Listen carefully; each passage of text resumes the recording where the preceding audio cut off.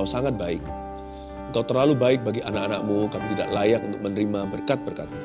Namun Kau punya anugerah dan kasih karunia yang baru bagi kami setiap hari, termasuk pada hari kami saat teduh bersama.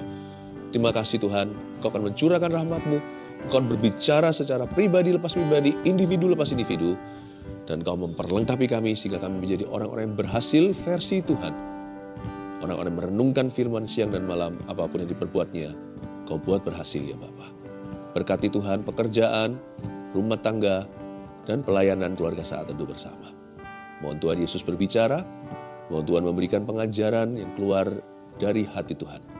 Urapi kami semua, sembunyikan hamba di balik salib-Mu. Dalam nama Yesus, haleluya. Amin. Puji Tuhan. Shalom semuanya sekali lagi. Hari ini saya anggap seperti seminar kepemimpinan. Saya kok tergerak ya, Roh Kudus mendorong hati saya untuk memberikan leadership seminar semacam itu. Karena itu saya kasih judul pemimpin yang mampu adalah berkat. Ini pemimpin di segala bidang. Pemimpin rohani dalam pelayanan, tapi khususnya pemimpin di dalam rumah atau keluarga. Papa mama, kepala keluarga, ibu rumah tangga, atau pemimpin di dalam dunia pekerjaan, di lapangan kerja. Manajer, ketua divisi, kepala departemen, bahkan direktur, direksi. Karyawan sekalipun harus bisa memimpin diri. Pemimpin yang mampu adalah berkat, itu judulnya kita ambil dari Kitab Pengkhotbah pasal yang ke-10, ayat 10 sampai 20. Dari tulisan seorang pemimpin juga, pemimpin besar, dia ngalami jatuh dan bangun, Raja Sulaiman atau Raja Salomo di dalam Alkitab, anak Daud itu. Mari kita buka Pengkhotbah 10 ayat 10 sampai 20, saya baca dulu. Jika besi menjadi tumpul dan tidak diasah, maka orang harus memperbesar tenaga. Tetapi yang terpenting untuk berhasil adalah hikmat. Jika ular memagut sebelum mantra diucapkan, maka tukang mantra tidak akan berhasil. Perkataan mulut orang berhikmat menarik, tapi bibir orang bodoh menelan orang itu sendiri. Awal perkataan yang keluar dari mulutnya adalah kebodohan, dan akhir bicaranya adalah kebebalan yang mencelakakan. Orang yang bodoh banyak bicaranya, meskipun orang tidak tahu apa yang akan terjadi, dan siapakah yang akan mengatakan kepadanya apa yang akan terjadi sesudah dia. Jerih payah orang bodoh melelahkan orang itu sendiri, karena ia tidak mengetahui jalan ke kota. Wahai engkau tanah, kalau rajamu seorang kanak-kanak dan pemimpin-pemimpinmu pagi-pagi sudah makan. Berbahagialah engkau tanah kalau rajamu seorang yang berasal dari kaum pemuka. Dan pemimpin-pemimpinmu makan pada waktunya dalam keperkasaan dan bukan dalam kemabukan.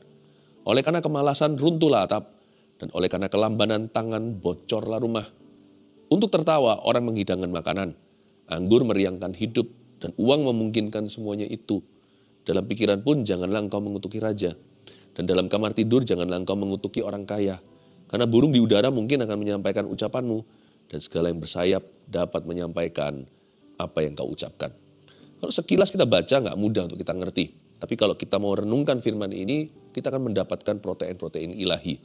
Ada prinsip-prinsip kebenaran yang akan melampaui segala zaman. Dan itu relevan kapanpun juga kita menerapkannya. Dimulai dengan ayat 10. Wah, make sense sekali. Salomo memang punya hikmat yang tiada duanya. Jika besi menjadi tumpul, bayangkan kapak ya. Kalau mata kapak itu pinggirnya sudah tidak lancip, karena dia tidak diasah atau jarang diasah lagi, maka orang harus memperbesar tenaga. Tetapi yang terpenting untuk berhasil adalah hikmat.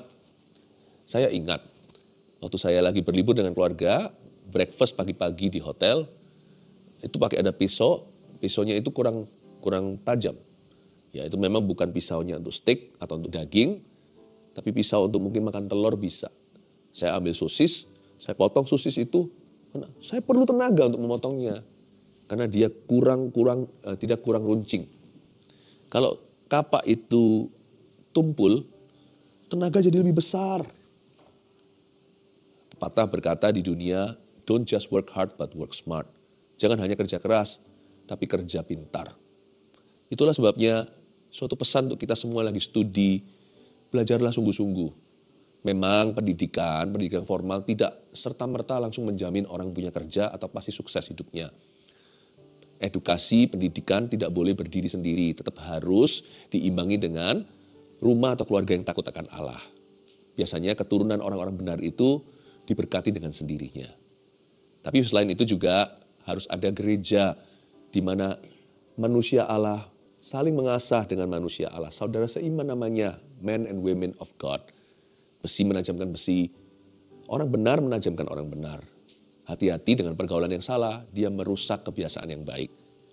Kita bisa pertajam loh kalau kita bergaul dengan orang-orang yang tepat. Kalau kita belum lihat teman-teman yang ideal, jadilah teman yang ideal dulu. Semua bermula dari diri sendiri, jangan suruh orang lain berubah dulu. Nanti kita akan menginspirasi orang-orang yang seperti kita, yang ingin belajar, yang ingin maju. Jika besi menjadi tumpul dan tidak diasah, maka orang harus memperbesar tenaga. Jangan sampai jadi orang yang asal-asalan. Ini bisa, itu bisa, tapi nggak ada satupun yang mahir. Mendingan kita tuh runcing di satu sisi aja, nggak perlu di semua sisi kita tahu. Tapi kenali di mana panggilanmu. Bahkan kalau bisa mengidentifikasi kekuatanmu. Tuhan memang bisa memakai kelemahan kita. Jadi tidak perlu dipertanyakan. Jikalau besi itu tumpul, kapak itu tidak lancip, tidak runcing, apakah bisa tetap putus itu kayu? Kalau Tuhan bekerja, apapun bisa. Tuhan bisa pakai orang bisu, Tuhan bisa pakai orang cacat, Tuhan juga bisa bahkan memakai tulang Elisa yang sudah tiada nyawa. Bayangin mayat aja. Kalau ada Tuhan hadir di situ, orang mati pun dibangkitkan. Tuhan bisa pakai kelemahan. No doubt, tidak perlu diragukan. Tapi jangan salah loh, Tuhan juga bisa pakai kelebihan kita. Kalau kita serahkan kelemahan kita pada Tuhan, asal kita nggak sengaja, lalu kita beralasan, Tuhan aku udah berusaha tapi aku tetap lemah. Masa Tuhan itu tidak berkasih karunia? Tuhan bisa pakai apapun yang diserahkan kepadanya. 5 roti 2 ikan, buktinya dipecah-pecah, gak berhenti-berhenti, gak habis-habis memberi makan 5.000 orang. Itu 5.000 laki-laki, belum wanita dan anak-anak itu bisa 20.000 sendiri. Gak masuk akal. Apapun diserahkan ke tangan Yesus, itu bisa menjadi sesuatu. Bisa menjadi senjata, bisa menjadi mujizat.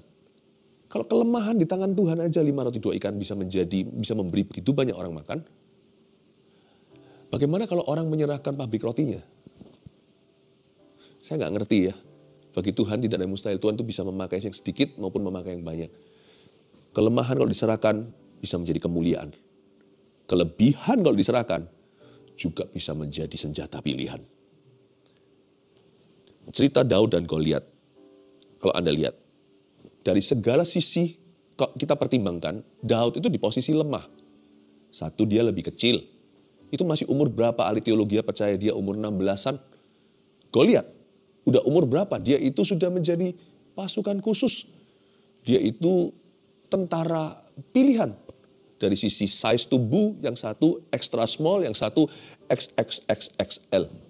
Persenjataan lengkap, mutakhir semuanya. Tidak ada satupun bagian tubuhnya yang tidak tertutupi. Semua ada logam yang melindungi. Daud, pakaian gembala. Semua dari segala sisi kau lihat. Daud lemah, Goliat kuat. Jangan lupa tapi, Daud membunuh Goliat pakai satu senjata pilihan. Dia pakai slingshot atau pakai apa namanya itu? Ketapel. Ya, pakai ketapel, thank you, dibantu. Jadi karena dia itu memang sehari-hari mainannya anak gembala.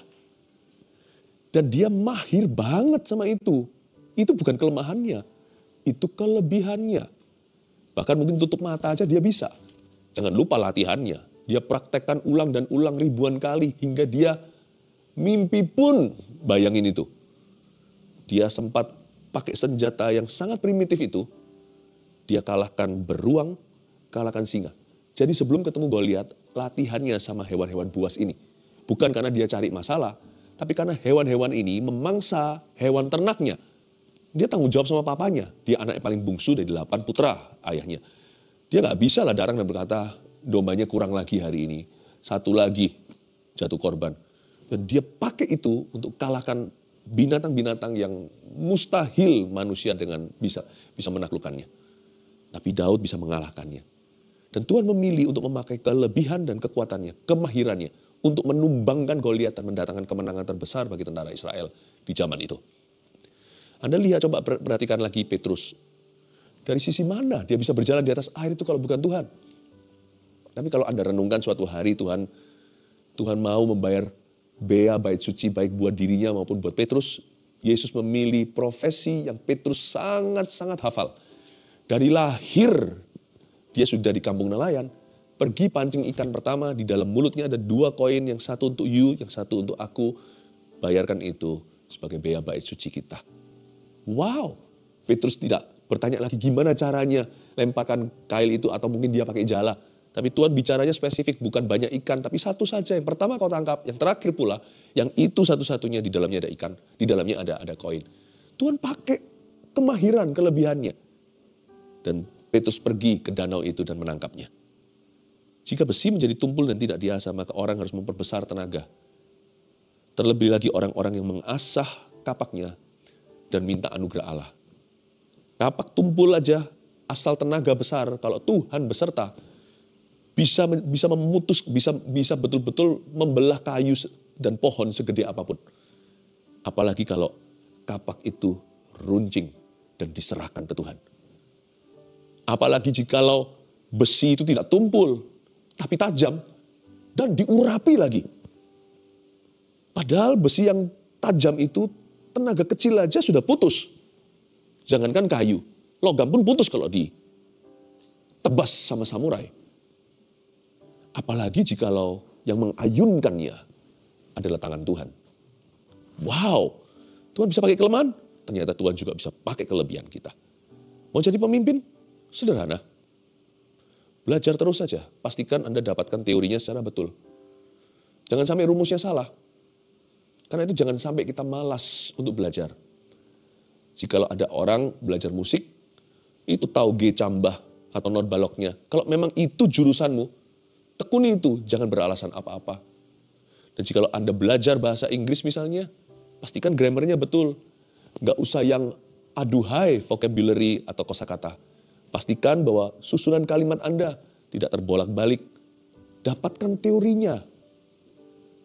Jangan terburu-buru tergesa-gesa untuk jadi orang yang hebat. Kuasai dasarnya. Pastikan kita itu memperoleh basicsnya. Lalu setelah itu praktekkan terus sampai Anda mahir di situ. Seperti Daud mungkin sebelum dia ketemu sama beruang, ketemu sama singa, dia tidak memprediksi suatu hari ketemu sama Goliat, tentara beneran. Demi melindungi 2-3 ekor mbek-mbeknya, mungkin dia pakai kaleng kali. Atau dia pakai sesuatu lah, pakai batu gitu. Batu dari jauh, dia latihan, meleset lagi. Setelah 1000 kali, mulai kena. Pemimpin yang mampu tidak dibuat sehari. Potensi memang kita bisa lahir ke dalamnya. Waktu kita datang ke dunia, Tuhan kasih kita bakat alam pula. Tapi bakat pun percuma. Bakat itu seperti biji besi. Tapi jikalau tidak kau asah, tidak jadi apa-apa. Jangan terburu-buru, aku maunya jadi orang sukses seketika. Apa kelebihanmu? Selama ini apa yang menjadi pengalaman Anda? Itu terus latihan. Dan jadikan itu bidang pilihan. Jangan jadikan itu bidang pilihanmu, jadikan itu juga bidang pilihan Tuhan atas hidupmu. Dengan satu motivasi di dada, aku mau jadi berkat di rumah. Aku mau jadi berkat di tempat kerja. Aku mau jadi berkat di gereja. Dengan suatu semangat menggebu-gebu, aku ingin menjadi saksi yang hidup. Yang kau kejar dan saya kejar bukan sukses itu sendiri. Yang kita kejar adalah Tuhan, aku ingin memuliakanmu dengan semua yang kau percayakan. Talenta, bakat, semua. Koneksi waktuku. Aku mau kuasai teorinya. Dan terus jadi seorang pemimpin. Kalau kita mempraktekkannya. Lama-lama kan kita menjadi orang nomor 1 di bidang itu. Menjadi number 1 kalau enggak minimal jadi runner up. Menjadi juara 1, 2, 3 di area itu. Enggak ada orang yang pintar di segala bidang. Enggak ada. Hanya Tuhan yang menguasai semua bidang. Hanya Tuhan sungguh. Tapi masing-masing kita pasti diberi satu talenta sama Tuhan, sama Roh Kudus. Pastikan itu Anda dapatkan teorinya, apapun itu. Jika ada di sini yang mau belajar pelayanan, belajar dulu yang sederhana. Aku tidak bisa, misalnya, aku tidak bisa menguasai pelayanan itu. Ya mungkin itu bukan bidangmu, tapi kalau bidang yang Anda bisa, Anda juga diberi Tuhan gairah di sana. Jangan jemu-jemu untuk belajar. Jangan malu-malu untuk mengakui ketika Anda salah dan butuh belajar lagi. Kalau ditegur, dikasih masukan, jangan bela diri. Terbukalah untuk masukan. Berkhotbah juga sama. Kuasai dulu basics-nya. Baca Alkitab bukan untuk membuat khotbah atau merancangkan ceramah. Tapi baca untuk mendapatkan rema secara pribadi. Nanti suatu hari mungkin Anda lebih mahir bisa cerita sama orang. Bagaimana mereka juga bisa menemukan roti yang sama. Coba kita lihat sekarang ayat yang ke-11. Jika ular memagut sebelum mati, mantra diucapkan, maka tukang mantra tidak akan berhasil. Apa maksudnya ini ya?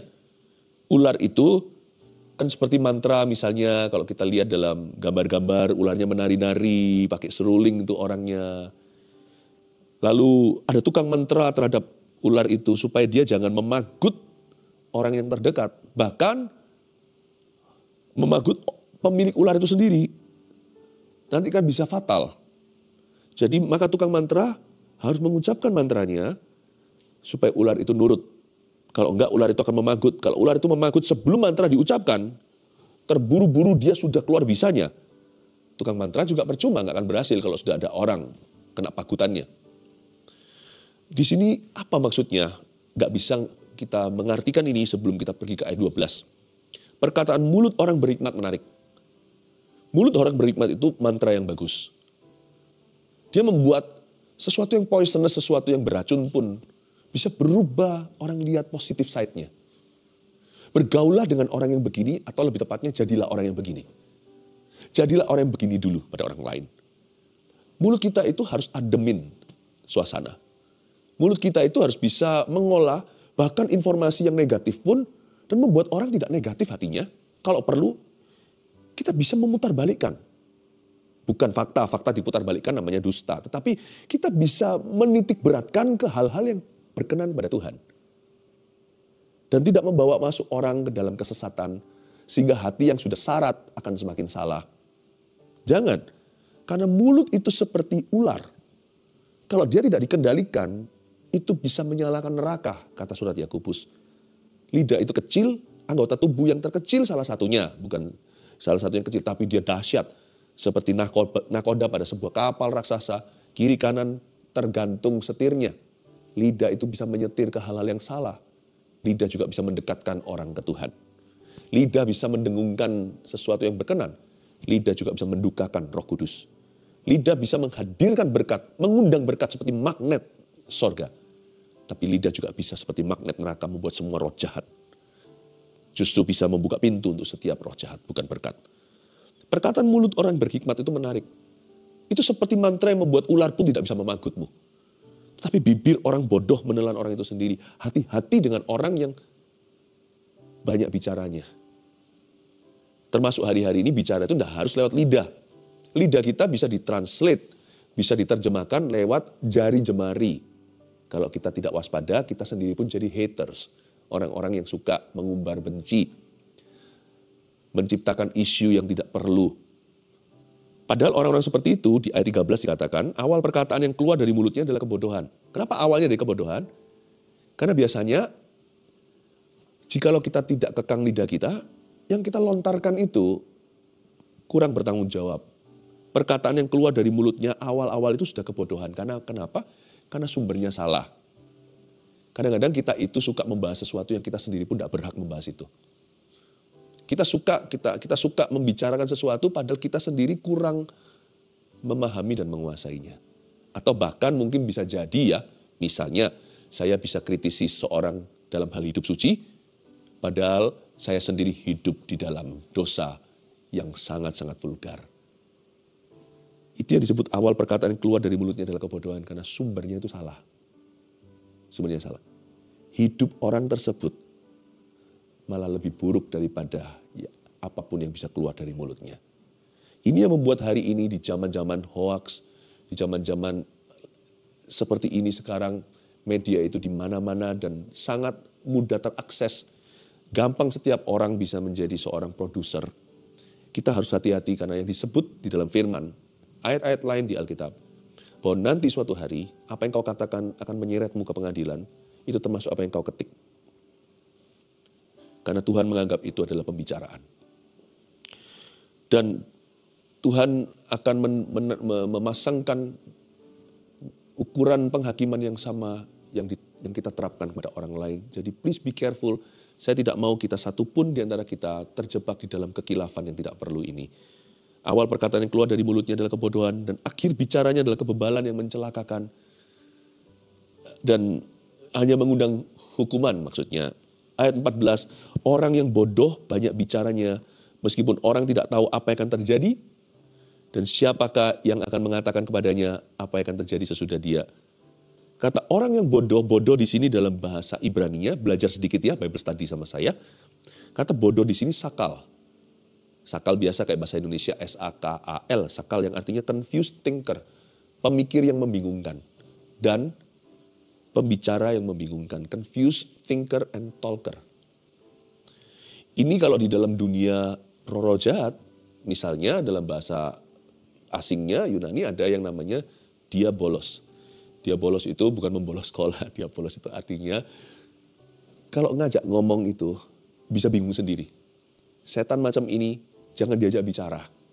Karena dia itu awal perkataan keluar darinya adalah kebodohan. Kebodohan di sini tidak tentu sesuatu yang gak nyaman. Kebodohan bisa sesuatu yang nikmat. Gosip itu pedas. Apalagi fitnah. Fitnah itu terasa seru sekali. Kenapa? Karena kreatif. Benar nggak benar orang nggak tahu.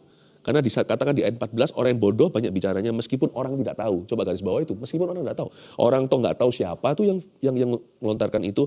Orang nggak tahu apa yang akan terjadi dengan dia. Siapa yang dia katakan, siapa yang akan mengatakan kepadanya apa yang akan terjadi sesudah dia. Banyak pertanyaan seputar itu. Orang terlalu hot dengan newsnya. Orang lupa news anchor-nya, pembawa beritanya. Who is that person? Siapa orang itu? Kata orang yang bodoh di sini itu seperti di dunia kuasa gelap, namanya diabolos dalam bahasa Yunaninya, yang artinya kelihatannya baik dan pandai berbicara, tapi kalau diajak bicara, orang yang diajak bicara bisa gila. Orang yang benar bisa jadi salah. Orang yang tadinya itu baik-baik bisa jadi orang kepahitan padahal tidak ada masalah dengan dia. Diabolos itu adalah semacam kuasa kegelapan ketika Yesus menghardik setan-setan yang merasuki beberapa orang. Manis-manis dia mulai berbicara, engkau anak Allah, aku tahu siapa kamu. Kau yang datang dari tempat yang maha tinggi. Tuhan berkata diam dan keluarlah. Tuhan tidak ajak dia dialog. Paulus juga pernah digituin. Inilah hamba yang maha tinggi yang mengucapkan berita dari tempat yang tinggi pula. Memberitakan Injil kepadamu. Seorang wanita dengan tenung. Setelah berapa hari Paulus menoleh dan berkata, shh, get out, keluar. Jangan ajak bicara semua pikiran-pikiranmu yang salah. Jangan entertain, jangan manjakan perasaan kecewa, kepahitan, putus asa. Karena itu nanti bukan hanya itu akan menghalangi jalanmu menjadi pemimpin yang baik, Anda akan memimpin dirimu ke hal-hal yang salah. Ini juga jenis kepemimpinan tetapi dari neraka. Orang buta menuntun orang buta sama-sama jatuh ke selokan. Itu adalah pembicaraan yang membingungkan sehingga orang-orang semuanya masuk dalam jerat dan semua sama-sama jatuh. Kata bodoh di sini yaitu seperti diabolos tadi atau setan tertentu. Itu bisa setan, bisa dalam wujud orang dan pembicaraan yang tidak berkenan kepada Tuhan. Jangan mau dengar gosip. Cara terbaik adalah tidak menanggapinya. Cara terbaik kalau ada orang ngajak, kamu tahu nggak ya? Tanya dulu, apakah perlu? Apa itu urusannya dengan aku? Anda bisa berkata, tidak temanku, terima kasih. Saya harus jaga hati saya. Gak usah sok jaga hati orang lain, kita harus bisa jaga hati sendiri dulu. Dan kita berkata, no, tidak perlu. Terima kasih, saya gak perlu diajak yang gini-gini. No, cukup gitu aja. Ya, jadi banyak bicara tidak baik, karena itu akan menghalangi kita untuk menggenapi rencana Allah. Ayat 15, jeripaya orang bodoh melelahkan orang itu sendiri karena ia tidak mengetahui jalan ke kota. Ini lucu. Ini ayat 15 ini adalah suatu bentuk sarkasme tingkat tinggi. Ternyata Salomo itu dalam puisinya, kitab hikmat ini dia juga pakai beberapa metode untuk menjelaskan poinnya. Dia berkata, jeripaya orang bodoh melelahkan orang itu sendiri artinya ngomong-ngomong seputar dunia, berdebat tentang alam semesta, ujung-ujungnya pulang ke rumah aja nggak tahu jalannya. Pulang ke rumah sendiri nggak tahu jalannya karena ia tidak mengetahui jalan ke kota. Ini luar biasa ayat 15 ini, very smart cara Salomo untuk mencubit kita.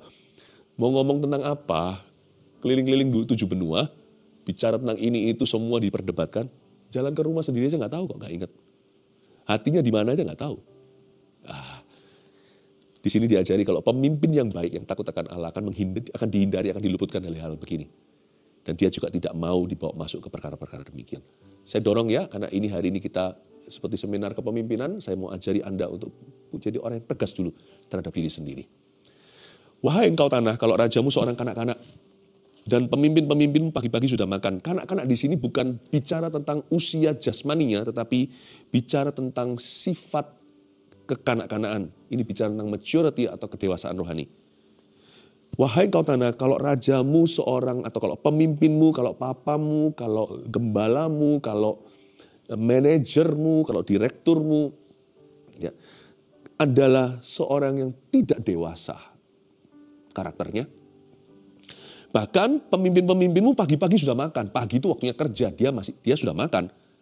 Ini berarti bicara tentang kemalasan. Jikalau pemimpinmu orang yang selfish and lazy, jikalau pemimpinmu itu buruk, egois dan malas, tidak akan ada berkat di tanahmu. Berbahagialah engkau tanah, ayat 17. Kalau rajamu seorang yang berasal dari kaum pemuka dan pemimpin-pemimpinmu makan pada waktunya. Makan waktunya, ya. Jadi dia berburu dulu seperti serigala, malam baru bagi jarahannya. Ini serigala yang baik, bukan serigala sebagai ilustrasi roh jahat. Di dalam Alkitab juga menjelaskan, ada beberapa kali ilustrasi pakai dunia hewan. Salah satunya tadi ini yang saya sebutkan, seperti serigala yang menerkam, tapi malamnya nanti baru makan. Pada waktunya dalam keperkasaan, pemimpin-pemimpinmu makan pada waktunya dalam perkasaan, bukan dalam kemabukan. Berbahagialah tanah yang pemimpin-pemimpinnya itu baik. Pemimpin-pemimpinnya mampu.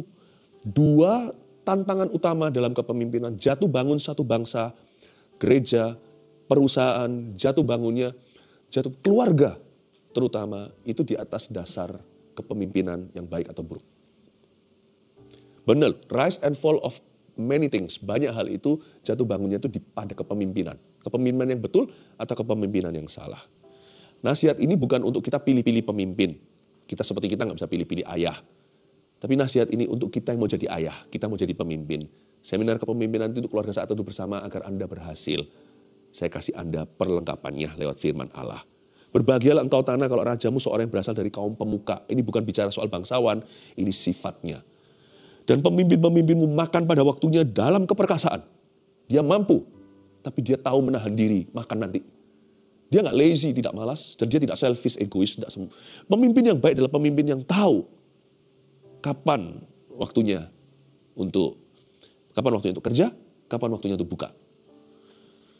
Saya kasih kesimpulan begini, nanti sebentar lagi saya berikan poin-poinnya. Hari ini agak sedikit banyak poinnya, saya kasih 4. Tapi sebelumnya izinkan saya buat satu komentar sederhana. Sebagai pemimpin, apapun kapasitas Anda dalam hidup ini, kalau Anda dan saya sudah tidak bisa lagi memindahkan batu, nggak usah memindah gunung lah. Kalau kita sudah tidak bisa move the stones, we need to move aside. Kalau kita sudah tidak bisa memindahkan batu, kita yang harus pindah. Kita yang harus minggir. Tidak boleh menjadi pemimpin yang egois.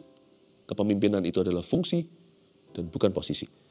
4 poin sini sebagai review apa yang kita pelajari tentang pemimpin yang mampu adalah berkat. Berkat bagi umatnya. 1.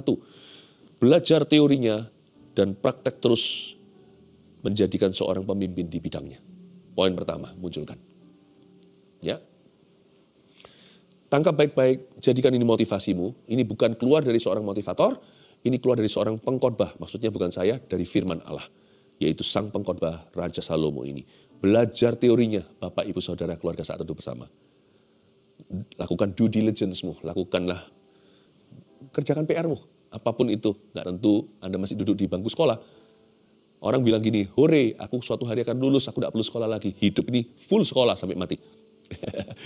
Tahu nggak ada, dulu waktu saya sekolah teologi, saya belajar banyak Alkitab, sekarang belajar lebih banyak karena saya khotbah untuk Anda. Belajar teorinya dan praktek terus, jadikan seorang pemimpin di bidangnya. 2, banyak bicara, tidak hasilkan apa-apa kecuali teori belaka tanpa buah nyata. Jangan banyak bicara, mulut kita jadi ular soalnya. Jangan apalagi memanjakan yang salah. Udahlah, jangan kita ikut angin sakal. Orang bodoh, yang confused thinker, yang bingung dengan sendirinya. Yang bingung tentang dirinya sendiri kok mau bicara tentang alam semesta. Mendingan menurut saya kita banyak berbuah aja. Dari buahnya kita bisa menilai pohonnya. Banyak bicara tidak hasilkan apa-apa. Mulai hari ini mari kita beritahu pada diri sendiri. I want to do more, talk little. Perlu tetap kita bicara. Kalau nggak bicara sama sekali namanya orang bisu. tapi bicara hanya seperlunya saja. Do more, pray more, ya, dan lebih banyak menjadi berkat buat orang lain lewat tindakan-tindakan nyata. 3, pemimpin yang buruk serta egois dan malas adalah kutuk bagi umatnya. Kan dikatakan di sini, wahai engkau tanah. Kata wahai itu celaka. Wow, WOE bahasa Inggrisnya artinya celaka kau. Wahai engkau tanah. Pemimpin yang buruk serta egois dan malas. Itu sudah Trinity yang buruk sekali. Trinitas yang buruk sekali, yaitu satu, pemimpin buruk, egois lagi, dan malas. Itu kutuk. Kalau yang seperti itu, Anda sudah tidak mungkin bisa memindah gunung, bahkan memindah batu. Yang kayak gitu mesti harus pindah, bukan karena dia sudah tidak bisa memindahkan apa-apa. 4, pemimpin yang baik dan mampu. 2 aja. Cakap dalam pekerjaannya, berdiri di hadapan raja-raja. Itu mampu. Baik itu bicara tentang hatinya takut akan Allah. Dan terbeban bagi umatnya. Ini bukan hanya bagi pendeta, tapi bagi semua yang ada di bawah Anda, anak Anda maupun anak buah Anda. Pemimpin yang baik dan mampu adalah salah satu berkat terbaik. Salah satu, bukan yang satu-satunya. Tapi salah satu berkat terbaik di hidup ini. Good leaders, my friend. Kalau Anda mau jadi berkat buat keluarga Anda, be a good leader and a good example. Jadilah pemimpin yang baik dan teladan yang baik di rumahmu. Jadilah berkat di rumah Anda dulu. Itu paling perlu. Lalu jadilah berkat di tempat kerja Anda. Dan terakhir, jadilah berkat di dalam gereja. Karena gereja adalah hikmat Allah bagi dunia. Puji Tuhan. God bless you. Semoga semua jadi pemimpin yang baik.